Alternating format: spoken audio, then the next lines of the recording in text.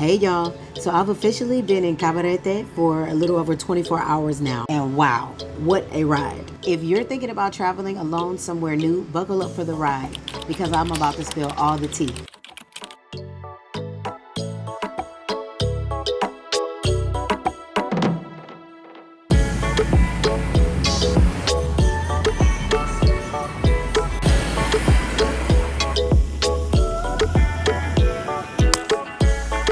First off, Dominican Spanish is its own thing. It's fast, full of slang, and if you blink, you'll miss a whole sentence. But people have been so patient with me. Even if I fumble my verbs, they smile, they help, and they seem genuinely glad that I'm actually trying to speak in Spanish. Since being here, actually, at least 3 people have complimented my Spanish. They all say the same thing.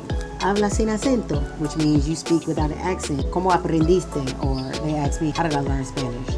Or where did I learn Spanish? ¿Dónde aprendiste? I always tell them I went the immersion route to actually really get decent at my Spanish. But I'm still a little rusty right now, so I struggle just because I don't really use it that much. I do teach English as a second language, and my students speak Spanish, but as an English teacher, I try not to speak as much Spanish with them, so I don't practice as much as you may think I do. Yes, I speak Spanish, and I can pronounce the words without an accent for the most part, but every now and then me falta algunas palabras.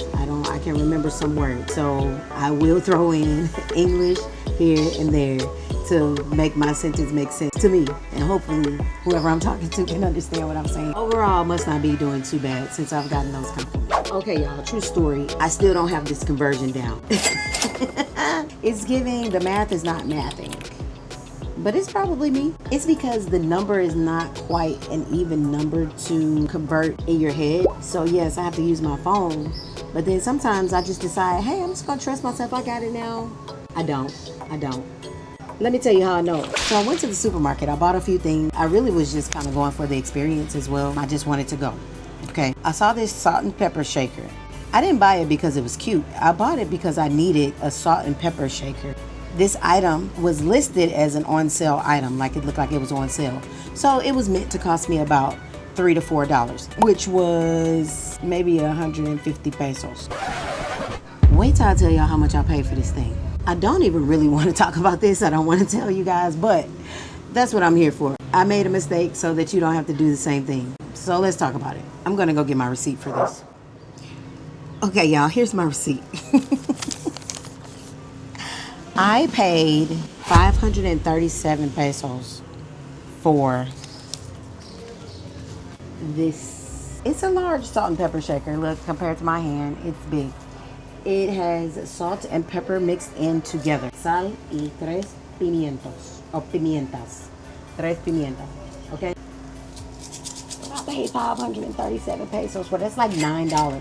Is that $8 or $9? I still don't know the conversion, as you can see. I'm still struggling trying to figure it out. Okay, because I paid $9 for this. So that was my mistake.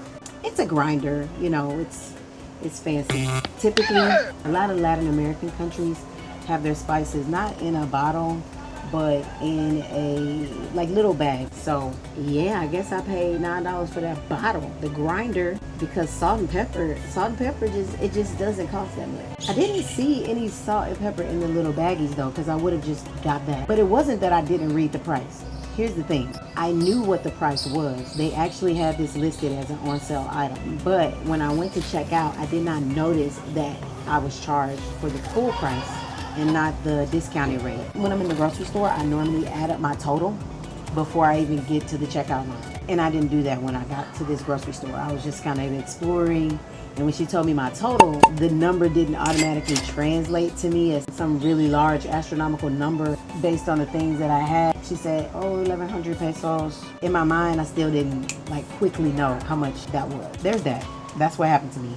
Learn from my mistake and do your mental math, but also just use an app, use the internet to convert until you can get it in your head. ChatGPT told me a quick way to do the conversion, and they said it's a quick way, but I don't really think it's that quick. It's not that quick to me, but they said whatever it is in pesos, divide that by 60, because the current exchange rate is $1 US dollar is 59 Dominican pesos. So that's where they got 60 from, because 59 is also another weird number to try to divide by. But it says If you divide however much the cost by 60, then you will get the average amount of how much it is in dollars. For example, if something costs 1,000 pesos and you divide it by 60, 1,000 divided by 60 is 1667. And the only reason I know that is because I just looked it up. I did not do that in my head. I can't divide by 60 in my head. Can I? I don't think so. I'm going to use the internet. I'm going to use the app. I'm going to use the conversion app because divided by 60 in my head, it's not really a thing I do. It would still take me a long time. 1,000 divided by 60. Carry it. No, I'm not gonna be doing that. So y'all, I'm trying to laugh it off that I spent $9 on this, but I low-key still feel away.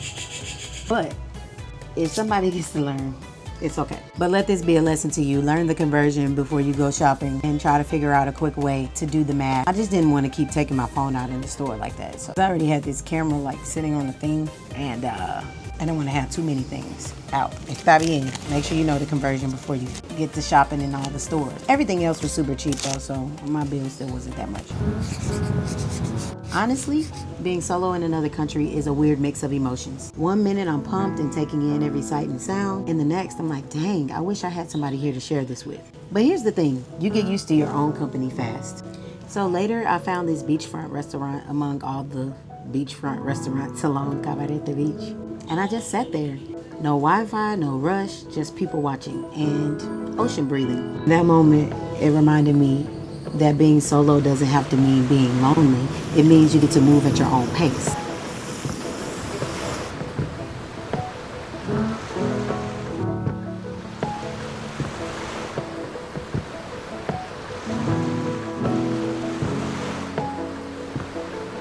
So if you're thinking about traveling alone, let me say this, it's awkward at times. It's humbling. Sometimes you'll overpay for things. And maybe you'll second guess yourself, but you'll also learn, you'll grow, and you'll catch these moments where you'll think, wow, I did that. And that's powerful.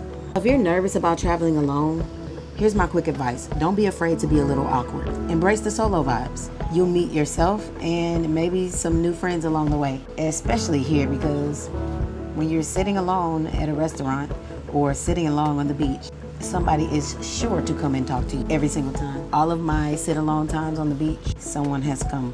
Sometimes they're trying to sell me something. Most of the times they're trying to sell me something. Or they're trying to get me to come to their restaurant or their store or come on an excursion. But people talk to people out here. Yeah, they're gonna come talk to you. So you won't be alone very long. But if you want to, you can. They're still gonna come talk to you though. So tomorrow I'll be checking out a couple of local gyms in Cabarete to see which one I'll join for the month. I've been slacking on my workouts and I feel it. My goal is to work out at least 3 times a week. I would love to get back on track while I'm here. In my defense, I've at least been getting my steps in because there's so much walking to do here. And if you stick close to walking on the beach, then even walking is a whole vibe. So that shall continue. So if you're into fitness or just trying to stay consistent on the road like me, or you need to know what gyms they have here in Cabarete, you definitely want to check out my gym touring video. All right, that's it for my 24-hour recap. Drop a comment if you've ever traveled alone or you want to try it. I would love to hear your stories. Hasta luego.